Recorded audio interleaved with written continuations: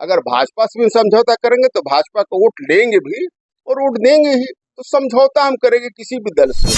आपकी पार्टी पर इल्जाम ये भी लगाया जाता है कि आप वोट काटने के लिए प्रत्याशी उतारते हैं। पुष्टि उसकी आप ही करेंगे कि आपका एक बयान था जिसमें आपने कहा कि जरूरत पड़ेगी तो भाजपा को समर्थन भी करेंगे आप। ना ना, हमने आपने गलत सुना है, आपने गलत सुना।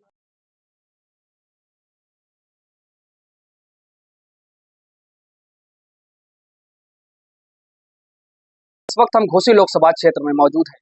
यहाँ पर 1 जून को मतदान होने हैं और ऐसे में लगातार सभी दल के जो नेता हैं वो लोगों के बीच जाकर के जनसंपर्क करते हुए देखे जाते हैं। इसी बीच हमारे साथ पीस पार्टी के राष्ट्रीय अध्यक्ष डॉक्टर अयूब जी मौजूद हैं। ये भी जनसभा खीरीबाग इलाके में कर रहे थे, तो इनसे बात करेंगे क्या कुछ माहौल है, क्या माहौल है घोसी लोकसभा में। घोसी लोकसभा में पीस पार्टी को समर्थन समाज के कमजोर तबके के लोग हैं, विशेषकर मुस्लिम समाज, पिछड़े समाज और दलित समाज को मिल रहा है और हमें लगता है कि हम इसमें कामयाब। घोसी लोकसभा में 5 विधानसभाएं आती हैं, किस तरह से देख रहे हैं, कितनी आपकी क्या कैसा समीकरण है अभी?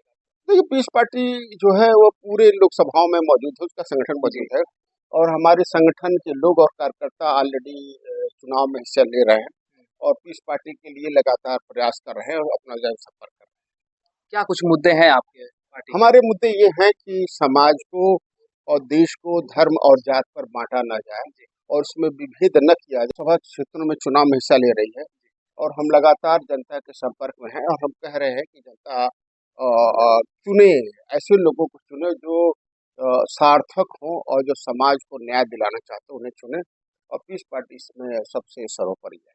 यहाँ पर ओम प्रकाश राजभर के लड़के अरविंद राजभर प्रत्याशी हैं। लगातार मुस्लिम समाज के बीच में ओम प्रकाश राजभर जा करके माइनॉरिटी से मुलाकात कर रहे हैं, जनसभाएं कर रहे हैं, उसको किस तरह से?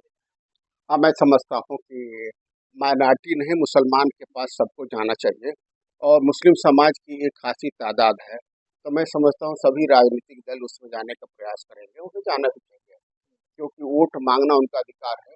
निर्णय लेना मुस्लिम समाज किसको वोट देती है, निर्णय लेना मुस्लिम समाज का। यहाँ पे देखा जाए तो आप आकर के अब जो आपके प्रत्याशी हैं सिंह याकूब अंसारी साहब, इनके लिए आप वोट मांग रहे हैं यहाँ पर। यहाँ देखा जाए तो यहाँ के जितने पूर्व चेयरमैन हो, यहाँ पे चाहे सांसद हो, सभी लोग मिल करके राजीव राय के साथ माइनॉरिटी में जा करके वोट मांग रहे हैं राजीव राय के। भाई, सब लोग अपनी अपनी पार्टी के लिए काम करते हैं, पीस पार्टी अपनी पार्टी के लिए काम करती है, वो अपनी नीति जानते होंगे, अपना भविष्य जानते होंगे, है नहीं?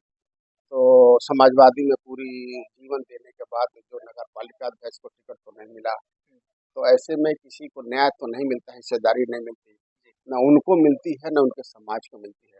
मैं समझता हूँ गफलत से उनको बाहर आना चाहिए और राजनीति को समझना चाहिए, उसके हिसाब से काम करना चाहिए। आप पर आपकी पार्टी पर इल्जाम ये भी लगाया जाता है कि आप वोट काटने के लिए प्रत्याशी उतारते हैं। हाँ, वोट काटना किसी के बाप की वोट तो है नहीं कि हम उसका काट ले रहे हैं, ये तो हमारा अधिकार है। मैं जनता के बीच जाता हूँ और उससे समर्थन चाहता हूँ, किसी की रजिस्ट्री तो नहीं हुई है किसी का वोट का। पुष्टि उसकी आप ही करेंगे कि आपका एक बयान था जिसमें आपने कहा कि जरूरत पड़ेगी तो भाजपा को समर्थन भी करेंगे आप। ना ना, आपने गलत सुना है, आपने गलत सुना है। हमने कहा कि जितने राजनीतिक दल हैं, मुसलमानों को उन्होंने सियासी राजनीतिक गुलाम बना रखा है जी। उन्हें वोट लेना सिर्फ जानते हैं मगर उन्हें हिस्सेदारी नहीं देना चाहते। जो भी दल, चाहे कोई भी दल हो, हमारी नज़र में सभी इसी मुद्दे पर काम कर रहे हैं। कोई मुसलमानों को, मुस्लिम समाज को हिस्सा नहीं देना चाहता, चाहे वो सपा हो, बसपा हो, कांग्रेस हो, भाजपा हो, कोई देना नहीं चाहता।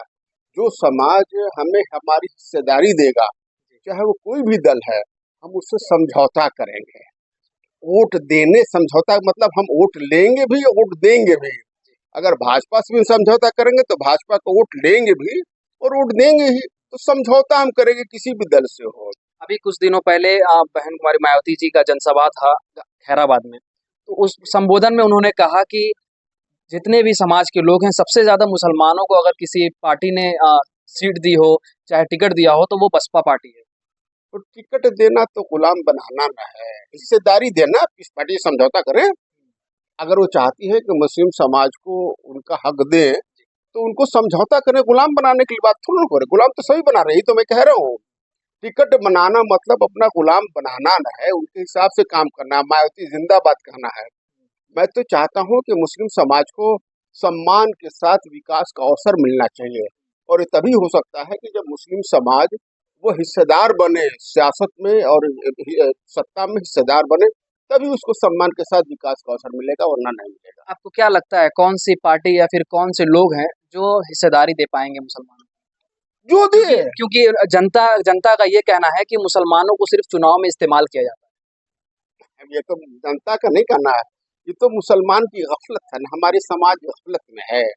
वो चाहती है कि शायद यादव जी उसका उद्धार कर दें, शायद जाटव जी कर लें, शायद आदित्यनाथ जी कर लें, चाहे राहुल जी उसका उद्धार कर लें, मगर उससे ये जाएगा, निकल जाएगा, तो मैं समझता हूँ कि सत्ता में हासिल करने में से कोई देर नहीं लगेगा। है। ये मऊ जो है ये बुनकरों का बाहुल्य क्षेत्र है यहाँ पर। बुनकरों की समस्याएं सबसे ज्यादा होती हैं। बुनकरों के लिए आखिर क्यों कोई आवाज नहीं उठाता? बुनकर जब जाएगा तो आवाज उठाएगा, इसलिए हमने बुनकर के बेटे को यहाँ से टिकट दिया है, याकूब अंसारी साहब को दिया है। और मैं भी विधानसभा में रहा तो बुनकरों के लिए बात करता रहा, और सभी सब दल रहे, चाहे वो सपा सरकार में रही, बसपा सरकार में रही, कांग्रेस सरकार में रही, सभी ने बुनकरों को गुमराह करने की कोशिश की। उन्होंने उसके लिए, हित के लिए, उनके विकास के लिए काम नहीं किया। ठीक है, ये हमारे साथ डॉक्टर अयूब साहब थे जिन्होंने अपनी बातों को रखा है। आगे क्या कुछ अपडेट रहेगा, मैं मोहम्मद रेहान, उत्तर प्रदेश, मऊ से।